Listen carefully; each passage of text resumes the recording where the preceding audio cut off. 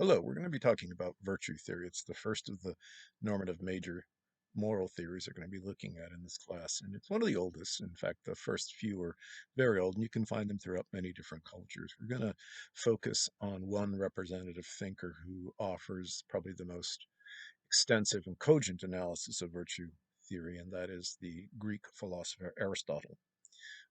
For Aristotle, virtue theory, like all other virtue theorists, is based upon our sense of who we are as a character based model. So, in short, when we're thinking about what the right thing to do, we don't necessarily turn to a rule or look at the outcomes, but we ask a private question like, what should I do? The moral agent in this sense is someone who's going to say, what should I do?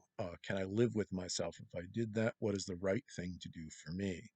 She will think about her agency. And in a sense, then, all moral theories are, in a way, character based because, after all, the person doing the action is the moral agent, the character, in a way that rings true to what someone like Kierkegaard would say in the 19th century that all truth is subjective. Now, this isn't a kind of relativism because we find that virtues are indeed things that are shared across cultures and time. A hint of how you might think about a virtue theory is look at the vocabulary. The words that virtue theorists use are usually ones that we associate with the virtues, things like and concepts like courage and valor and integrity and dependability and responsibility and strength and those sorts of things. And you don't hear a lot of discussion of duty or obligation. For Aristotle, in his book, The Nicomachean Ethics, he argues that really, since humans have the ability to use reason, then being a good person is fulfilling what it means to be a human, which is to act according to reason, or as he says, live life in accordance with reason. As such, if we are rational beings, then our moral sense should be based upon the right thing to do rationally. Now, there are a couple of steps to get to that point. You're not born a virtue theorist. Virtue theorists are something that have to be developed over time. So this character-based model first, then the first step for Aristotle is you need to live within a moral community.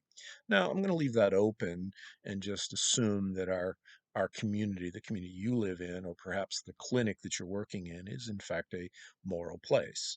And given that, the second step is that we learn through imitation and we model our ethical behavior in the same way that we've, say, learned our language by hearing others and imitating them. A young child imitates the sounds of her parents and her siblings and the world around her, and that's how she becomes a uh, speaker of a particular language, develops a kind of facility. And so too with morality. Aristotle held that as a mimetic theorist, that in ethics we are naturally going to imitate the people we're around. Now, you don't, if you're trying to be excellent, you're not going to imitate people who are less than excellent. You're not going to shoot for mediocrity. You're going to aim for the very best. In fact, this is what the word arete means, and we often call, or you may see in your readings, virtue based ethics called Aretaic ethics, Aretaic. And that is from the Greek root arete, which means excellent. To be excellent is to do the right thing. You do that, you develop that habit by modeling your behavior on people who you believe are your moral heroes, people who have earned or merited your respect morally. So you're looking for morally exemplary people. uh, Kind of a fun task or an assignment to do at this point is sit down and just write maybe the top five people who you morally admire. They can be political leaders, civil rights leaders, writers, activists, parents, siblings, coaches, sports heroes, celebrities. And in a way, if, as the PowerPoint that goes with this lecture points out, that if you tell me who you admire, you tell me who you are. Right. So let's say that you're living in a moral community, you've patterned your behavior after those people you deemed morally excellent, and you should be able to get, for Aristotle, to the ability to always make the right decision when confronted with a challenge. Now, Aristotle believed that for any virtue, there's going to be a complete lack or deficiency of that virtue and a surplus or too much of that virtue. So let's take as an example courage. Too much courage, you might say, is foolhardiness. It's being sort of needlessly risky, whereas obviously too little courage is to be cowardly. And so between cowardice and rational behavior, you find the midpoint. That midpoint, right, the median, is going to be the right thing to do, or namely courage. So uh, reason will tell us that we could use what Aristotle identified as the doctrine of the mean to find the right thing to do. There's not an app for this, and Siri's not going to help you here. You have to do this quickly on your own, and so it becomes a matter of the habits that your character has been trained by you through previous actions to do. Right. So, the moral person, as he says, is someone like his great souled person, someone who's always capable of doing the right thing. They're not given to overly radical or extreme actions. They're always going to be sort of middle of the road doing the right thing. Now, for Aristotle, then the character becomes the sole goal. In other words, the person's not going to say, well, is this act, um, the effects of this act right or wrong? Because they're not thinking about it. They're thinking, what is right is what I can live with. In a way, virtue ethics gives us a sense that, as some writers have said about conscience, gives you an easy pillow to sleep on at night, right? So, in review, for Aristotle and his character based or Aristotelic ethics, you need three ingredients. Number one is you need to live in a moral or ethical community. Number two, you have to identify and then emulate the behaviors of those people who are your moral heroes, those morally exemplary people that you admire. And third, you have to develop your ability to, as it were, temper um, your character to always choose the mean between extremes.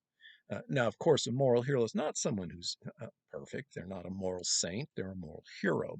And so character based ethics is not flawless.